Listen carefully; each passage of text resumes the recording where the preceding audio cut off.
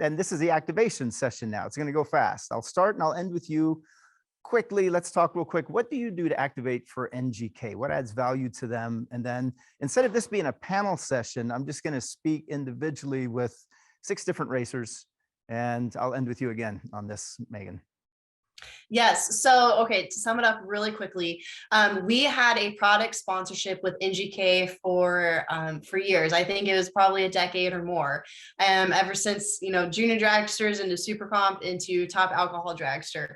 And it wasn't until there was a change in their marketing department, got to meet the new females that were in charge of their marketing, built a really strong relationship with them, and they really believed in my program with my dad and where we were heading into the future. It was my second year racing full-time in top alcohol dragster, and had a meeting with them and, kind of gave them a pitch of what I had envisioned and kind of what goals they had. And we signed a 2-year deal that then turned into a 4-year deal with them. And so we are still partnered with NGK today and still working on some new stuff. But so in those 2 years, they were my title sponsor. We did a full wrap on the car, a new fire suit, all that stuff. But their main goal was content, brand awareness, really getting that recognition at the track and on social media. At that time, Denzo was doing a lot more sponsoring with teams, E3 spark plugs. So in the spark plug market, there was a lot of competition, and NGK really wanted to make their name stand out. So that's what we focused on, and did a lot of branding at the track and on social media.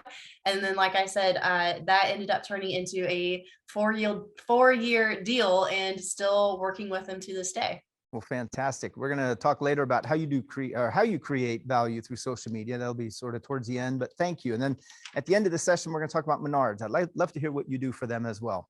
Yes, so that'll be a good one. George, let's cue up Destiny Spurlock. Is she here? And I had a call with Destiny last week, and it was really cool because she was driving a semi, and that was badass.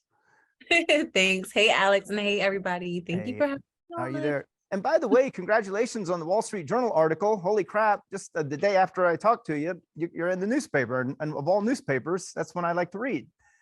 That's so awesome. Thank you. Yeah, that deal kind of came out of nowhere. It was literally like a phone call. Hey, we have this opportunity for you to be in the Wall Street Journal. And literally a week later, everything was written, photos were taken, and we were in there. Wow. And that's because you were racing NHRA Pro Stock on a motorcycle. Now, Yes, you were 12 years with BMW, and I think now you're with Buell, but tell me about what you used to do for BMW, or what you still do, and how the relationship works. How do you activate for them? Okay, so I've been an ambassador for BMW since 2010, 2011. I set the record on their BMW S1000RR. Mind you, I had just got into racing. I've only been there for maybe 2 months. I set the record on it. They asked me to be an ambassador, and now I'm still currently an ambassador for them, but not for their S1000, but for their R18 motorcycle, which is close to kind of like a Harley style bike. Mm-hmm. And listen, they are awesome partners to be with. I can imagine. I can imagine. Is that a product sponsorship? Is that cash and product? It's just product. They gave me a bike. So I love it, and I show it to the world. And it's kind of cool because I think it's like 8 of us that are ambassadors for this R18, and I'm the only drag racer. And I'm like, you guys, I don't really ride on the street and stuff like that, like most people, but they saw a need for me to have one because I'm different. And kind of like what you all just said, do something that's different. What makes you unique? So because I'm unique and I drag race, a lot of people look at that bike. And because I'm a small, tiny girl on this big 800 plus bike, I get a lot of looksies. So they knew what they were doing when they chose me. Yeah, that was really smart. And that actually led to another sponsorship. You just got sponsored by VP Racing Fuels. Congratulations. We have Ben Dolan on the show many times. He's been on several summits. Thank you so much. What are the plans with VP? Okay, so actually Megan helped me with that deck to pitch to them, but I had met them at, what was this, the PDRA race last year, and the marketing person was there. I talked to him, kind of like what the lady said that works with I can't think of her company right now, but she said, talk to people, get in front of them, engage yourself, show them who you are before you throw the deck. And that's kind of like what I did. I introduced myself. I told them who I was. I built that relationship. And then we got the deck together and sent it over, and now they're on board. So I have a sponsorship with them for 2 years now. It's product at the moment, but who knows what that can turn into. And another funny thing, I've been trying to get VP as a sponsorship for the past 10 years. Wow. And we finally got him. Nice. Well, congratulations. Sometimes it takes a while, all good things take time. But Yes. so you were mentioning events. I know you go to a lot of events. You do the IMS show, the hand-built show, Sturgis I know is on the radar. Let's talk about how you can activate at events for sponsors, because I think that's something that a lot of the drivers on this call who are looking for ideas of how to create value for the companies they represent, that they can do is they can go and be an extension of those companies' marketing arm in the field and at events. If perhaps the company doesn't have enough resources or personnel to send, they can send a driver instead. Yes. So for example, this year I was at the SEMA show, which was absolutely phenomenal. And I actually got a lot of people to come up to me after the show to that want to potentially work with me and things like that. So you can, for example, I spoke with VP and I offered them an idea. I said, hey guys, I go to the PRI show, I go to the SEMA shows.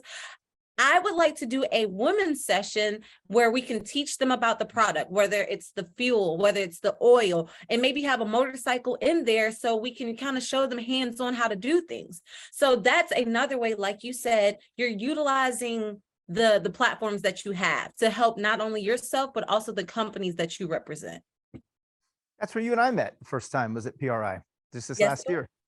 Yes. How do you find PRI? Is that a good place to find sponsors? Or what's your general read on that? So I've been going to PRI shows since 2012. I think PRI is absolutely phenomenal. You meet so many different people. You learn about a lot of companies that you may not know about that are outside of your typical ones that you see at the drag races or, your circle track races. So I think it's great to go there to learn, to mingle with other people, build those relationships, and also see what, like you all said before, see what your niche is. Don't try to step outside of something that's not you. Go to what works for you and it'll work for everyone. That's a really good point, because we're all unique in our own way. And motorsports, in order for motorsports to grow, motorsports needs new eyeballs. We can't just keep diverting current eyeballs in motorsports to different teams and different sponsors. We need to bring in new sponsors. We need to bring in new teams. We need new eyeballs. We need new fans. And that only comes with a more diverse audience. And this has been a very diverse, or it's actually, I think, on the way to becoming the most diversified sponsorship summit that I've ever done in terms of the attendees and the panelists. I think we're going to bring in a lot more eyeballs if we reach our own markets, as opposed to continuing to market always to the people who already watch motorsports. It's not about stealing fans from another racer. It's about bringing in new fans that don't know much about the sport. And I think you're doing a great job of that. Thank you. And to piggyback off of that, I would love to see drag racing be more like your NASCAR. You go to a NASCAR event, you look at all these different cars that are going around the track, and you see so many different brands, from your fast food restaurants or your alcoholic beverages to your soda companies. It's literally so many different things. So I feel like a lot of us in drag racing, we need to look outside the box, just as you said, not just looking at your normal tool stuff, but outside the box, like a hotel or a lawn care business. Think about things that everybody as a whole uses, no matter what they do, like your toothpaste company. So yeah, I think we're getting there, and it's definitely going to happen. That's a good point. I think I mentioned that I wrote about that in the book, that there's a section that's been a while, but it's market to the man in the moment, where you could be a bus driver, you could be a teacher, you could be a lawyer, you could be a doctor, you could be a mechanic, a construction worker. It doesn't matter. You can do anything, but you can also be a race fan. And so if you are a brand marketing to that person, as opposed to finding their profession and marketing to it, market to the race fan. And then you have a common denominator where you're marketing to many different types of people who have many different skills and interests and skill sets, but they have one thing in common, and that's motorsports, that's racing. That's it. You said it perfectly. What's next on your agenda? Oh my goodness, what is next? Okay, so right now, I'm currently still drag racing motorcycles.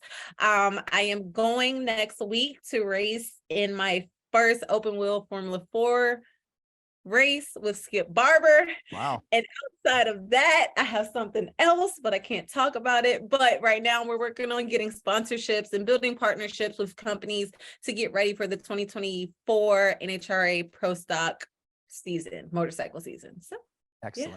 Excellent. Then do you have any advice on any racers, any young women, even young men who want to follow in your footsteps? Perhaps they race motorcycles, they want to race motorcycles, or they just want to get into drag racing in general. What advice do you have on finding partnerships? And you went the long-term route because you said it took, many years to get some of your sponsors, but now you're sponsored. So it seems as if there's this underlying theme of don't give up that I keep hearing. But what advice do you have to somebody who wants to follow in your footsteps? Exactly like you said, don't give up. My mom told me at 4 years old, don't be that kid that sat in the back of the classroom and wished that they would have raised their hand. Yeah. Be active, go out there, talk to people.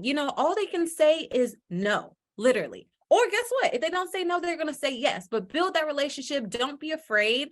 Don't feel like you aren't worthy of it. Just do it. Go in, full force and take what's yours, for a lack of better words. But I will also say, if you're a little boy, little girl, and this is something that you want to do, definitely pursue it. Go to your local racetracks, stay off the streets, please, guys and girls.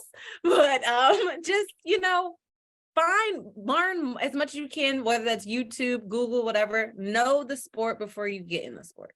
Ooh, there you go. Know the sport before you get in the sport. I like that. Thank you, Destiny. Thank you so much for the time today. You were awesome. Yes, Thank you. thank you. Let's head over to Amber Franklin. And Amber knows the sport. She doesn't just know the sport. She has a family who knows the sport. A lot of families in racing. Amber is very closely tied to the PDRA, and she's sponsored by Redline Oil. How are you doing, Amber? I'm good. Thanks for having me, Alex. How are you? We're doing great here. We're wondering if you've been listening in and hearing some of the things that the panelists have been talking about, getting sponsored and how to create value and how you activate. And we're wondering, what do you do and what do you do for Redline and your other sponsors that adds value enough for them to keep sponsoring you year to year? Yeah, I have been listening in, and really everything that everyone's saying is really great points.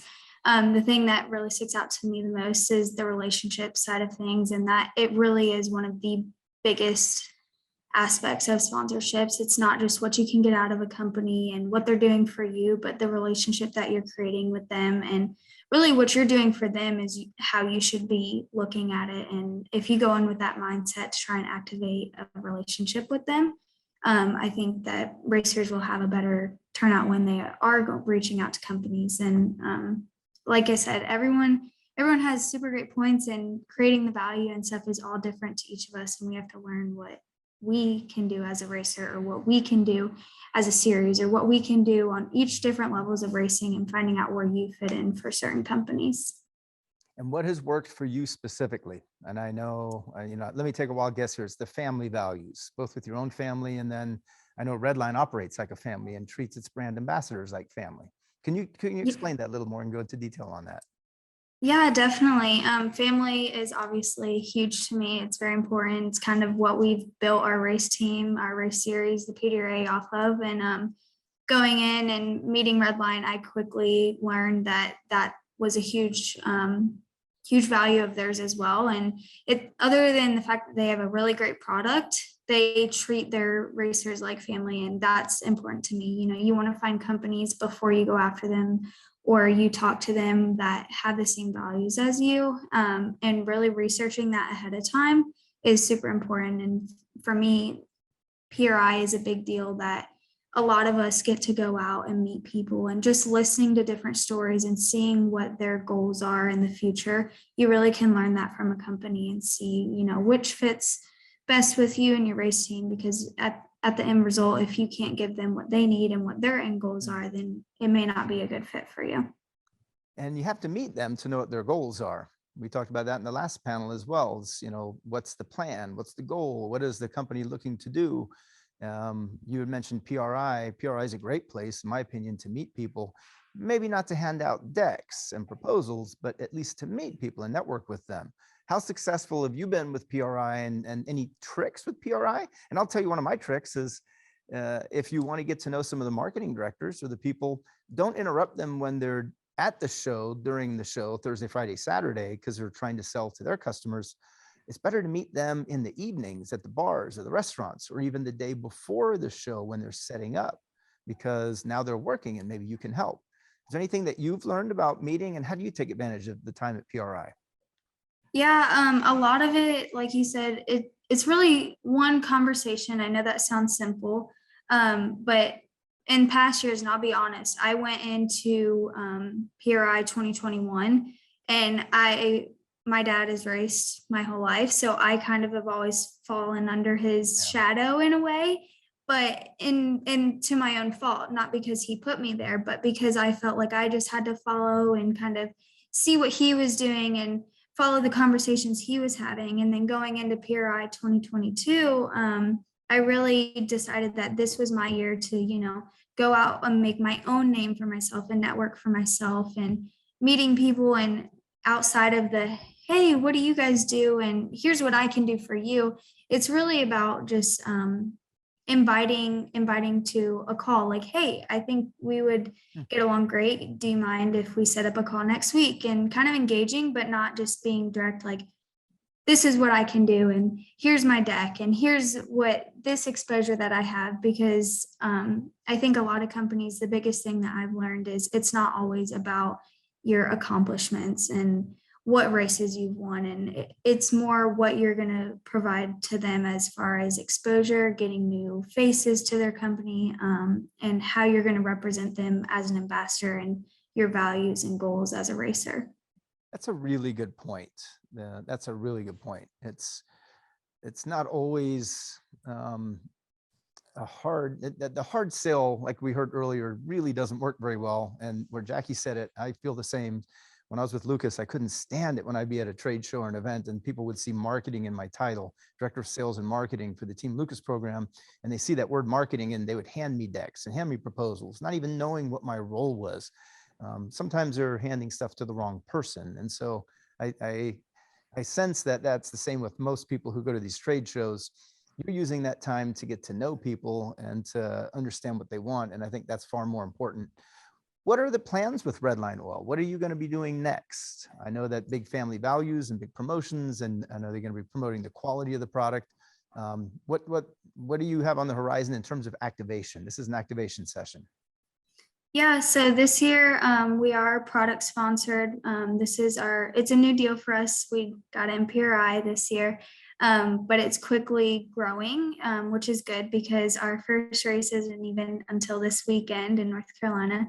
So having that pace already throughout the year is really exciting for me. We're definitely gonna activate a lot of quality of the product. Like I said, we've already seen proof of that, and really pushing the social media aspect and reporting to them back, like, what we're seeing out of it, and getting new faces to their name. And they've already just continuously keep stepping up, and they're coming on board in many different ways. And hopefully we can continue to grow that relationship and show them that we're bringing to their company, and I'm not just getting this for my benefit.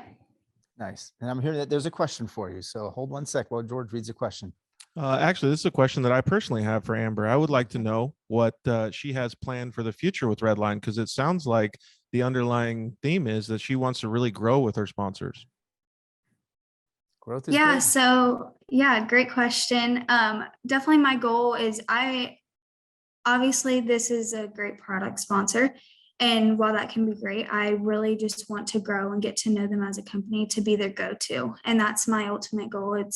I'm not someone that just wants it to be a benefit for me. And I know I keep saying that, but I really want it to make sense for them. And ultimately for them to be able to come to me and say, Amber, we need you to do this for our company, and we want you to represent in this way. And they've already kind of gone in that aspect of, you know, their promotional avenues through different companies and stuff, saying, hey, can you send us a picture of this? And making sure that I'm representing them in a way that they may want to grow and next year say, okay, we gave you product sponsor this year, but let's talk about maybe bumping that up to maybe product and money, not necessarily in a year, but maybe it's more of a 2-year deal instead of just a 1-season deal, and kind of going in different avenues that they may want to stick to a bigger commitment. And I think that speaks volumes, and it doesn't have to be more money or more product. It's what they're willing to commit to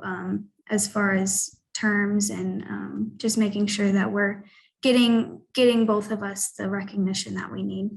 And then does your sponsorship also entail, or let's say if it doesn't, would you be willing to go to some of the retailers to promote, let's say the race rolls into town, they have 10 retailers in that area, you could go visit a couple of them representing Redline on site at the retail store. Is that in the future as well?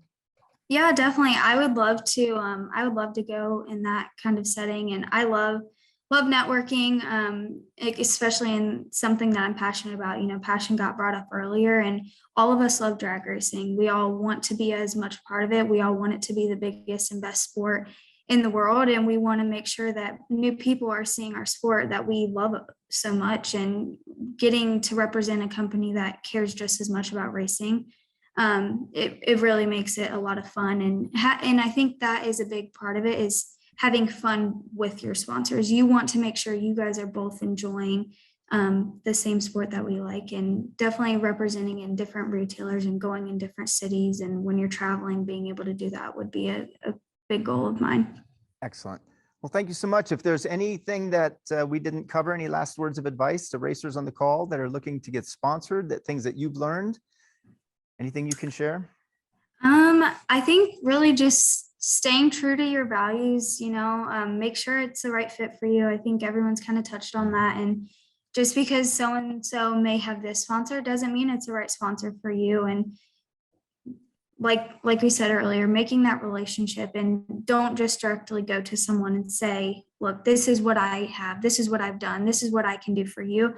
Really see what their goals are and what they're trying to get at, because it may not be a good fit for you. And if it's not, and you can't deliver to them, you don't want to end up failing at the end. But if you know up front that you can provide that end result, then you can go in with a good mindset.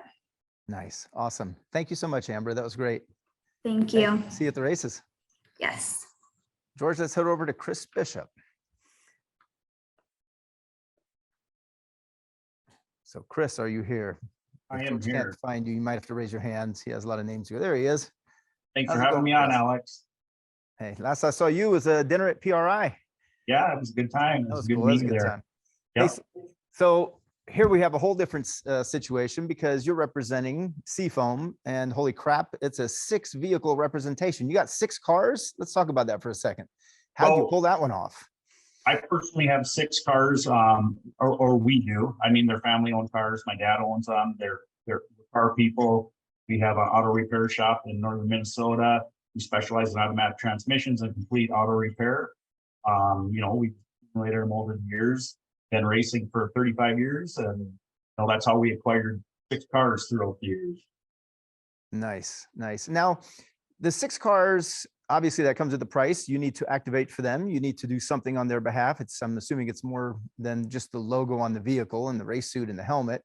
Tell me about what kind of content you have to create for Seafoam and what they use that content for.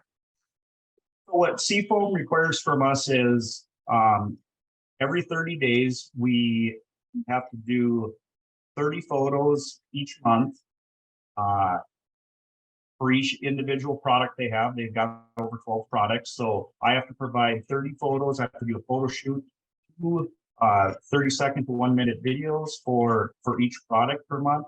They use it for social media content. They you know, they want me to show it being used in an everyday setting. It's not necessarily throughout any motorsports or drag racing or anything like that. they want to put it out there to the end user. Not everybody relates to motorsports or drag racing, so they want it to cater to the everyday person end user.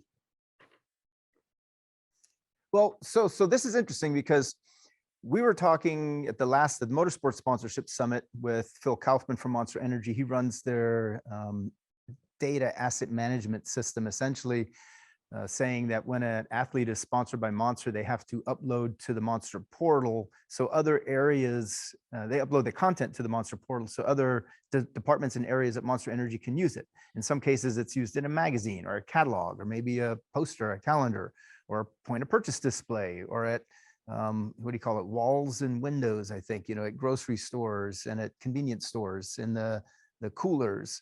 So the graphics and the content, the images could be used by many other people, not just for social. Does Seafoam do the same? Are you creating those 30 images of all the 12 products every month for social media, or are they using it in product catalogs and other areas within the company's marketing department? So some of the photos don't get used at all. A lot of them, recently they did a video where, trying to relate and reach out to the everyday person.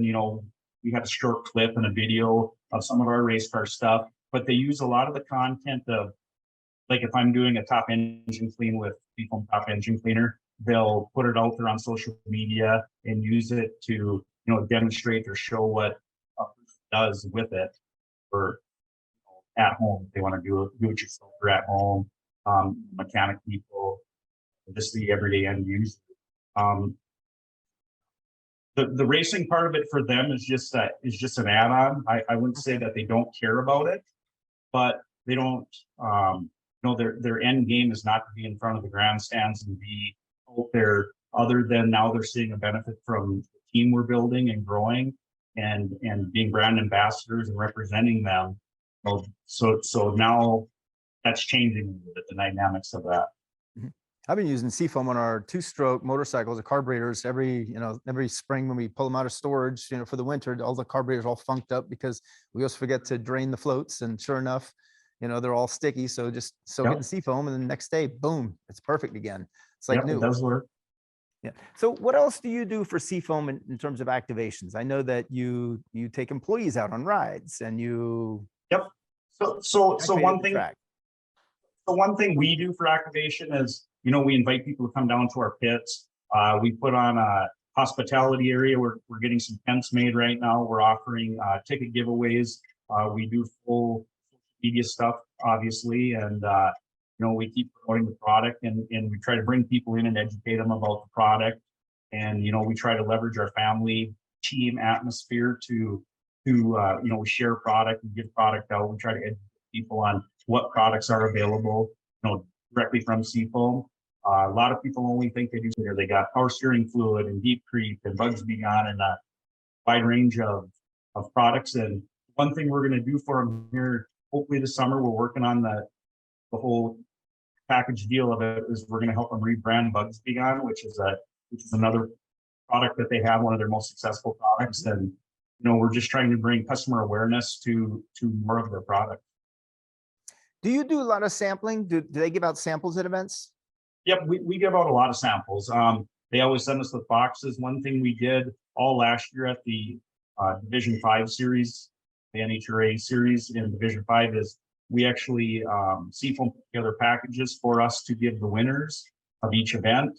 So Danielle, one of my other teammates, she would be the Seafoam ambassador, and she would go down there and meet with the drivers and give them a whole package of products and hats and details. Nice. And is there any data collection? Do they require data collection, like any type of input for data science? I wouldn't say that they require it, but we've provided it. Obviously I work with Megan Meyer, and I have her do that portion of it and go along with she looks at who we're getting in front of and what we're doing with it, and they found that valuable. So that's really the first time that they've had a racer provide that to them. So it's very interesting to them. And moving forward, I think we're going to be doing a little bit more with that, and see what the reach is and stuff like that. Yeah, I think we're all finding data is key with everything we're doing, even with these summits. We tried different weekdays, Sure. weekend, different times, different session formats.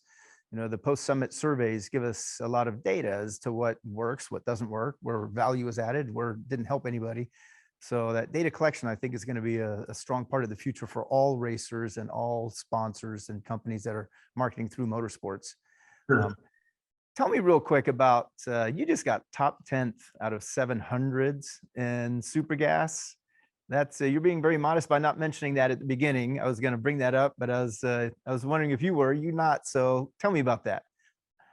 Well, we always had a goal to build a strong team. We actually have 8 vehicles involved right now. We're going to add a 9th, which is a junior dragster. And the goal within our team is we want to win world championships. Sometimes it sounds weird to say that and to commit to that and reach for that. But the fact is we got a great group of people we've assembled to work forward to do that. And, last year I set a goal that I wanted to be in the top 10 in the nation in gas or super comp.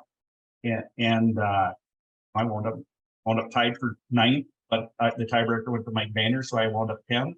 And last weekend, I don't know if you guys are aware of this, but we did go to Phoenix, Arizona for the national event, and I wound up winning gas. Congratulations. Yeah. How cool is that? Yeah, it was. I work with a high performance coach, and I just told her before working with her all winter, I said I'm gonna go down to Phoenix and we made it happen. Nice. Do you have any last words of advice for racers on the call on getting sponsored? Anything that you've learned along the way? I guess the one thing I've learned along the way is to stay loyal to the people you work with. It's a job. With Seafoam, really, we're brand ambassadors first to us, but to them, we're employees for them. And, they want us just to represent them well and do as much as we can to be an extension of them. You got to stay loyal to your people. And, like I forget who was saying it earlier, it might have been Steve Williams. If it ends, it can end well. Most things don't need to be a bad thing. I mean, there's always room for networking, growth, and if you don't stay loyal to, even yourself and how you respond to good times and bad times, that question of. Right on. Well, thank you. Thanks, Chris. Appreciate it. Thanks for having me on. Dinner again at PRI this just- year. I just wanted to say congratulations there, Chris. That was outstanding job in Phoenix. It's not Thank you. easy to win those events. I'm telling you, that was a great job. Congratulations. Appreciate that, Steve. Yeah, fantastic. Thank you, Steve. All right, Tammy, let's head over to Travis Shoemake. Travis has a great story and I want him to tell it, but even more importantly is Travis has brought to my attention a brand that is even not in my neighborhood. I know about it through racing, and that's the Sheetz convenience stores. Travis, are you there? There he is. Yeah, everyone's all about Buc-ee's. There are 4 times as many Sheetz as there are Buc-ee's. Get over Buc-ee's. It's all about Sheetz. Nice. Well, I know about it because of you through racing. Yes. So excellent. Well, thank you for having me, Alex. How many are there? There are 654 Sheetz stores to 920 Wawas. They're the war on the East Coast. Mid-Atlantic is Wawa and Sheetz. So I'm from Arizona, and I have to tell people it's like a Quick Trip, only nicer. The computers in the self-checkout systems in Sheetz were bought by Kroger 8 years ago. We were doing self-checkout at Sheetz like in the early 2000s. I live to I knew it. I'm already doing it. I'm the biggest Sheetz fan, and I definitely do not have my contract renewed, but I am definitely the biggest Sheetz fan because that's what you do when you activate with a sponsor. Nice. Well, keep going on that. Keep going on. What else are activations for sponsors? I know Sheetz has an app, and you teach fans and spectators at the races, or at least you encourage them to download the app. How does that app come into your? My hero card is just a giant QR code that tracks, right? Because I need, just as Megan Meyer has taught me, I need to show them those deliverables and those trackable things. And so I encourage them to put the QR code on my hero cards. And we went through about 1,500 between Reading and Charlotte. So in 18 days, and then at Pomona, when I was not sponsored by Sheetz, I went through 32 hero cards. So, when you have a loyal fan base and you're in the right region and you know how to activate and you know what they want to get people to use their app. They want, and this is a case study, Randy Meyer to take my cell phone and order himself breakfast from the track in Reading and we pick it up 8 minutes later. And that breakfast is the customized steak morning quesadilla with over easy eggs and hot sauce. And Sheetz, that's their whole point, is that they are so advanced, and it's the most high-tech gas station you can go to. But then I got to use it for my team because part of the deal was kind of unlimited food. And so just to stop by the track, get everyone's order, and then go pick it up. It's actually not only a case study, but it's the purpose of what we're getting fans to engage with was how the local region of Reading, Pennsylvania and Charlotte, North Carolina are huge hotspots for Sheetz. And how do we get them to use the new technology? They just don't, they have the brand awareness. There are Sheetz freaks everywhere. The logos on the car, the whole point of my car was like a crazy cartoon, was like everyone there already got it. Drag racing fans were like, what does that mean? But the Sheetz people were like, holy crud, it's the Sheetz freaks car. They wanted them to take it that next step, which was download the app and order your, 24 hours a day. There's 2 chefs at every Sheetz making food. You should know that, and you should order it before you get there. And that makes you loyal to get their gas, because you can get a high quality breakfast burrito with over easy eggs anytime you want it. And that, that's the message I was told to tell and learn to tell. And that 18-day partnership, which has lasted kind of much longer. In fact, on that note, I guess my first tidbit. So I'm going to try to be as tactical as possible. Right. I represented Sheetz on an A-Field dragster for 18 days, but I did an 18-month name, image, and likeness contract with them to show them that I am worth way more than these 18 days. So from Reading to Charlotte, yes, you are on a red dragster, but you are with me until the next Reading. That means I will post for you. I wore their shirt on the starting line in Phoenix on Saturday. I am the Sheetz drag racing driver. And I just to earn their credit. Well, the other thing was that you can't wear their logo if you're not under contract. So I was like, I want to show you, give me some leeway. Don't just do it for 18 days. Let me prove to you that I am your best brand ambassador. So yes, I'm not asking you for any more money, but I'm going to sell the Sheetz out of Sheetz if you allow me for the next year. Well, one thing I think is really cool is you're bringing a lot of new eyeballs to racing in many ways, and youth are the future of the sport. It has to be. If we're not bringing in young eyeballs, youth who are interested in racing, then all the old guys like myself, when we die off, no one's going to watch us anymore. But youth are using apps and they're using technology, and they like technology. So they live in a digital world. My children, all 4 of them, they live in a digital world, physical world and a digital world, way more in the digital world than I do.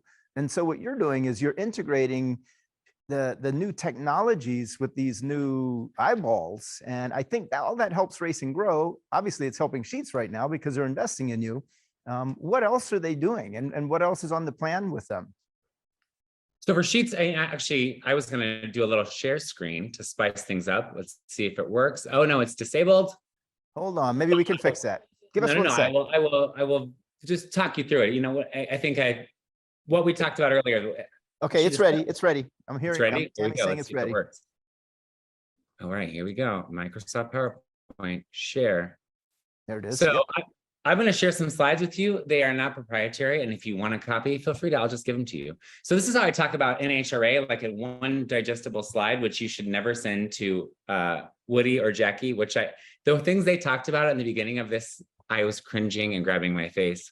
I called Woody on his cell phone and was like, give me $15,000. I'm the gay race car driver. And then I called Jackie and I was like, I drive the NGK dragster. Her logos are on the Randy Myers car. Give me more stuff. Everything you could do wrong that they talked about, don't worry. I did it. And now I'm close with both of them. You can come back from making terrible mistakes.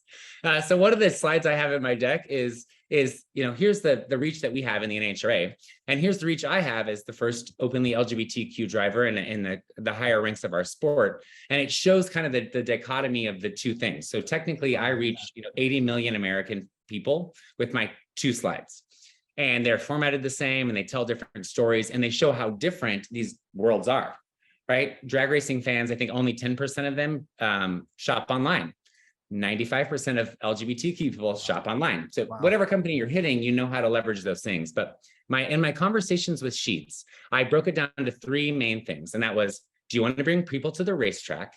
Do you want to show them do you want to have this excursion? Do you want to bring in vendors? Do you want to have third-party people come in By the way, this is definitely Matt Hagan, and I've had sponsors say, "You've really trimmed down in that photo." This is definitely not me. This is Matt. But you telling them that they have 3 options and kind of simplifying it for Sheetz, knowing that I had several phone calls with them. Do you want to bring your headquarters in Altoona, Pennsylvania, 45 minutes to Reading, and we can buy this whole place out. We can be the, Snap Cruise does it best. Napa does it amazing. Just to bring everyone there, double the tent size and show off. Or do you want me to go out in the community? Because everyone here already drinks the Sheetz Kool-Aid. Do you want me to be representing you at a golf tournament or pumping gas, which I did, or hosting a lunch for LGBTQ employees? Which one of these things do you like the most? Or do you want your logo everywhere? I shook NHRA down so hard when I was on the verge of this that they gave me a 30-second commercial on national television, and Sheetz said, "That's not our thing. We're not TV people. We care about our community." And I shouldn't have asked. I should have known that. I know that you guys don't. You guys are a regional based high-end gas station, and you don't need these other things. So I guess basically I kind of try to wind it down as much as I can to knowing that there's 3 areas. Do you want all the logos, the biggest logos, the one on the side of my helmet, the one on the front wing, the one on the back of the crew shirt? Do you care about me do you want me to go to Habitat for Humanity?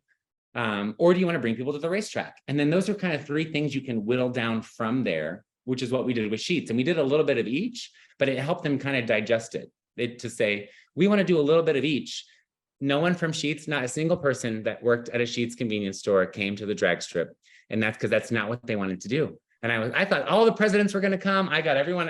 I have 5 of these helmets because everyone was getting one. And they're like, "No, we're not coming. Huh. That's not our model. We don't want to take employees. We want you to go pump gas at gas stations." I went to 18 Sheetz in 21 days. Nice. That was our model. Nice. Now you also have a little different approach because you didn't work directly with Sheetz themselves. You worked with their agency first, right? Weren't you? Is that correct? And the agency approach too?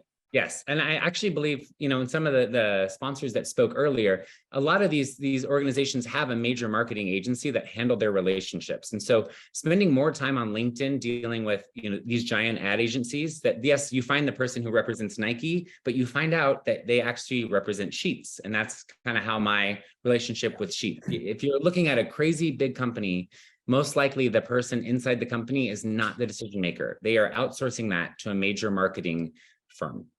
That's a good point. I'll tell you a little inside advice as well. Working with agencies, I've worked with a lot of them over the years. Once you're in with an agency and they like you and that account director likes you and likes what you're doing for that account director's brand, in your case, Sheetz, they might introduce you to some other brands that the agency represents. So heads up, go study that agency and figure out who their other accounts are, because those are probably next on your list. Yep. Travis, thank you so much, man. That was awesome. Thank you. I appreciate it. Now we have one last session here. Let's head over to Ron Capps. Hey, Alex. How are you? Where is he? I'm doing good, Ron. We're going to pull you. There he is. Hey, thanks so much. Hey, you did something really unique. So your publicist, your PR person sent out a press release that you were going to be on this. All of a sudden I start seeing it in several major publications. So you're taking activation to a whole new level. Not just you obviously activate for Napa, but you're really out there actively promoting. That's the luxury of getting to where I've gotten in my career. Is I got a great publicist that actually worked with me when I was a hired driver at Don Schumacher's, and I knew when I wanted to be a team owner and I started the team, she was one of the first I hired. She's great at going outside the box. She got me in a Howard Stern show, all kinds of things that probably a normal publicist would have never ventured out with a drag racer. And she's really good at bringing influencers and all that in. And I knew that I wanted to impress you a little bit. So she, if we had more time, we probably could have done a better job of it. But I wanted to help all I could. I was trying to keep up with Megan, and I wasn't sure I was borrowing the right graphics, whether they were hers or yours. But Megan, if those were yours, I'm sorry I borrowed them. Megan outmarketed all of us on this. Yeah, she did. She blew us all the way. You add all of us up combined, she blew us all the way. So yeah, she's gonna. That's why I saved her for last, just so you know. So let's go somewhere. 10 years ago, you and I were chatting, and that's when you were giving me good insight on my book. Those who don't know, I wrote a book called Motorsports Marketing and Sponsorships. Ron was a major contributor to it, and you said at that time that yes, you're sponsored by Napa Auto Parts, but you spend 45 to 50 days a year outside of the races at Napa stores. You probably at that time were spending more time at the Napa stores than you were at the races.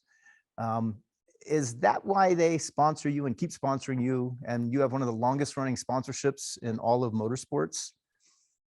Maybe why they keep sponsoring me. I mean, they jumped on board when I decided to be a team owner, which was absolutely huge. But I had a Brute Cologne sponsorship prior to that for 3 years, and we sort of did the same thing.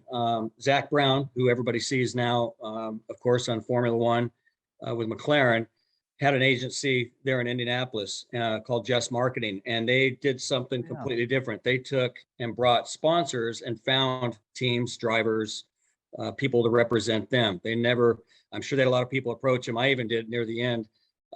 But we did a lot of activating with that, with the Brute Cologne. In fact, they used our car and myself to bring out a brand new cologne called Revolution, where they had the old school Brute that your dad and my dad and our grandfathers wore. And my car was a Brute green car, just like the old Brute was. But so we did a lot of grocery stores and convenience stores and drug stores and pharmacies and places that would carry this cologne. It was not a high-end cologne, of course, but moving into where Napa came on board, yeah, you know, I've always woken up in the morning and sort of consider myself an employee of whatever that sponsor is, whether or not I'm employed by them, which rarely it turns out that way. There have been cases in the past where you actually work for that company as well and become a race car driver, represent them. But I've just always felt like you wake up and you try to make that company better that morning, just like you're an employee, then you're going in the right direction. You know, if you wake up and you're like, well, this company is a sponsor and I represent them and they sponsor me and my race car. If you got that attitude, it's not going to go probably very far. But to get back to what you said, yeah, a lot of activating, a lot of, and I think what's carried the sponsorship over for me, especially becoming a team owner and having Napa come along, because they've had new regime come in, and the first thing they said was that even if we wanted to get rid of the drag race program, they would have my head, is what these people told me, because the people out in the field, the mechanics in these auto care centers, the people working the counters, the what they call them jobbers, but the store owners, you know, over 6,000 Napa stores across the country, it's the relationships and the interaction that I've had with them over the years. The phone calls, somebody getting cancer that works for somebody owns a Napa store, and I make a phone call to try and cheer somebody up. Things like that, Awesome. that we've done away from the racetrack that really is probably kept, because honestly, I've never, since I started driving for Snake, I've never brought, even before that, I never brought a sponsor to an owner and to drive a car. I've been lucky, but I've never had to. And I've tried to carry that on. So to have a 29-year driving career is very rare, to do it for a living, especially in NHRA. So yeah, the appearances, the dinners, the grand openings, re-grand openings, things like that, that I will fly, you know, to a race, from a race on an off weekend, things like that. Sometimes you're on a plane in the middle of nowhere wondering, what am I doing? Or why did I say yes to this appearance when they asked me 4 months ago, which I did one last weekend. And I said yes to it in January, and I flew to Maine in between races, and it was freezing. Another 3-hour drive when I landed. And I was thinking, why did I say yes to this? And it's going to end up being one of probably the best things I've done all year, for a lot of different reasons, but it's little moments like that you never know. And I often kind of relate that to a rock and roll band. You know, they work their way up to being big and they play these little nightclubs, and there might be nights where there's 5 people watching their band play. And how hard is it to get up to really motivate and play that show like you're on stage in front of thousands? But it's that one night, there might be a record producer or somebody in the back of the room. And if you don't bring it 100% that one time, you know, that old cliche, you can do 1,000 things right, but it's that one time that you don't have the right attitude, or you don't smile at somebody. And it ends up being the end of your career. And that is so true. That is so true. And the smaller audiences appreciate it so much more. If I'm sitting there with 4 other people and my favorite band walks in the room and plays for us, that's way better than me sitting in a stadium with 30,000 other people. So yes, they really appreciate it. George is telling me we have a question. Yeah, first I'd like to, Danielle just said, Ron Capps is a class act. As a young fan, you always had time for me after a run, which is, you know, just like what he's talking about. He always had time for the fans and stuff that he was doing. But Chris King says, Ron, it's extremely difficult for new drivers to break into Nitro Funny Car and find sponsors. What do you suggest for guys like me who struggle to field a team while all the veteran drivers and teams get new opportunities, including ones I've talked to and approached? Well, that's why we do these summits. That's why we're doing this. Go ahead, Ron. I've been through this. You know, when I went to work for Don Prudhomme, I was thrust into this rock star world, right? We're driving for one of the biggest names in the world of motorsports with Don Prudhomme. And I learned a lot very early, not only how to dress, what to wear, what not to wear, things like that on the track and off the track. But what really stuck with me was the small things. And I've talked about this many times, but I mean, the smallest thing that when you walk up to a pit area, the scooter out front, the golf cart, it's not just pulled in front in an angle. It's everything's lined up perfect. When you walk in the pit area, yes, the crew has to work and there's tools flying, but you have to have everything look nice, for lack of a better word, presentable. And I've heard this before, you know, even going through that phase at Don Prudhomme's where we've had lower budget teams had gone to NHRA or complained to somebody about them not, you know, there might be a NHRA walking somebody around, a potential sponsor, walking a group of 5 people from whatever company around, and they bring them to all these different teams. And they end up on a big team like a Don Schumacher's or Kenny Bernstein's. And then these smaller teams complain, but you walk to their pit area and you look around, it looks like a swap meet, you know? And I've always told people that perception is everything. And I don't care if your car runs, doesn't have to win, it doesn't have to run great, but you got to look halfway decent because people aren't going to want you to represent if you don't. Travis, you know, he does a great job, you know, because again, perception is everything. And I would tell somebody coming up, I came up working on them. I was a crew member because I didn't have a lot of money behind me. I didn't have wealthy parents, and I certainly didn't have sponsors to bring anywhere. And I knew if I ever got a shot at getting my license in anything that I wanted to drive, that was only gonna be the one shot. If I didn't take advantage of it, I wasn't gonna do well. So growing up, working on them, you know, when my dad raced, but even further up on an alcohol dragster with Jim Rizzoli and then Blaine and Alan Johnson, I sort of grew up with.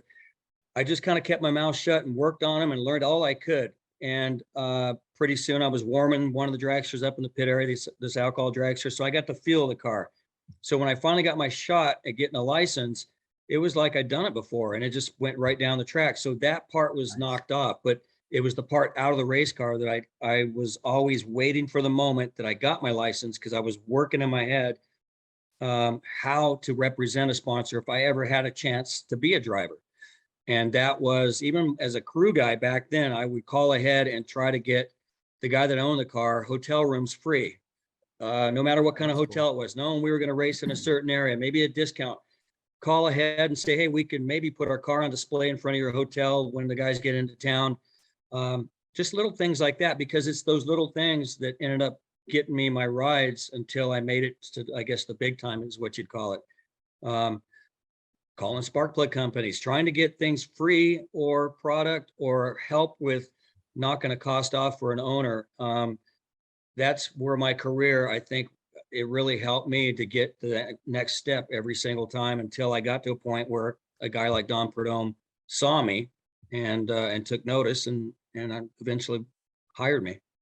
And taking time to do summits like this. I thank you so much. I told you it's going to go fast. That just to get you on this call is amazing, and I really appreciate it. And I know the drivers on the call and all the other panelists, those of us. No, I'm learning a lot. This is my pad. I've already gone through 3 pages, and this has been awesome, because this is it. This is what I love to learn. And early social media, I used to lean on my kids because I didn't know what Instagram was. And before I knew, and all my friends, all the other drivers, my kids were already doing it. So I learned quickly, much like Travis again, and Megan and whoever else it was that was talking about the QR codes, things like that. That is, it's not the future. It's been going on. But guess what? For a lot of the drivers and teams out there, in another year, they're going to say, have you heard about this thing? And we're all going to go, you dummy. It's been something for a while. They've been doing supercross races, things where those young crowds hang out. And that's where you want to grasp what's going on with that demographic. It's funny you say that. In the next sponsorship summit, I'm going to announce some code that my son wrote. Cole, my son, who's 25, he wrote code that does video editing for you based on sentiment of the conversation. So I'll be able to post a link to this summit, the recording, to his program. It's clip.fm, clip.fm. And as soon as it's active, it's going to be about 2 more weeks. His software will be able to take video clips, make them for YouTube without the need for me to go in and do any editing. It just uses sentiment based on AI and ChatGPT AI. It's incredible. So that's I need to talk to him. Yeah. Ron, thank you so much, man. Thank you everybody that was on this. Now we have just a couple minutes left to do one final activation, and I want to go to Megan real quick and ask her about what does she do to activate for Menards. And I apologize, Megan, I went a little over time, so we have to talk fast. Oh, that's all right. I love hearing everybody's stories. So I'm going to share my screen.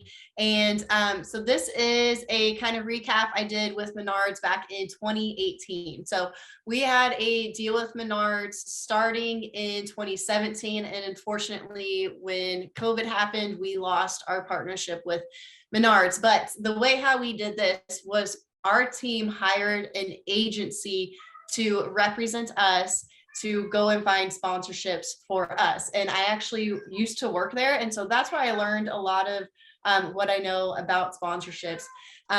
They've worked with a lot of the Top Fuel teams and other motorsports. So anyways, we had hired them to help us find sponsorships. And one of their deals was with Menards, and they were supposed to bring new products to Menards to sell. And one of those products is the Celsius Fitness Energy Drink, which back then in 2018, it was still kind of new. You kind of see it all over the place now, especially around gyms and the fitness industry. So this was an energy drink that was a healthy version, which, that kind of fits what I represent, because I try and be a healthy, active race car driver. So our deal with Menards was we would bring the race car and do displays and hand out samples of the drinks.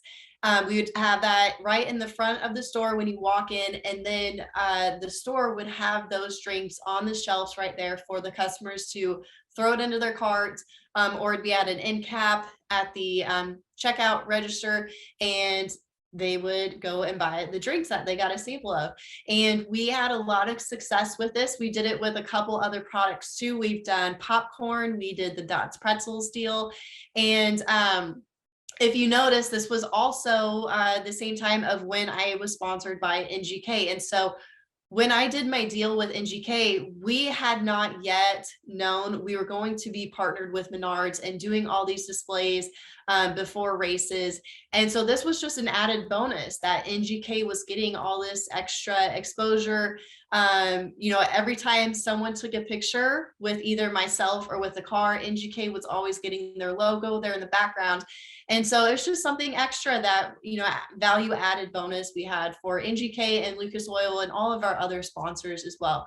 But this was just an example of one of the activations we did. We would go to the stores the day before the race started, unload the car out of the trailers, set it up, be there for about 2 to 3 hours, and then load up and then head on over to the racetrack. We do this probably 5 times a year. I've also done a lot of displays at grocery stores, and with displays, you kind of got to think outside of the box. It doesn't have to just be at an automotive store or something that's very specific to racing. Try to get out there in front of new audiences, like we've been saying. And so this is our example And then this was at Norwalk, Ohio, which I was able to win the race, and it was kind of my last time there.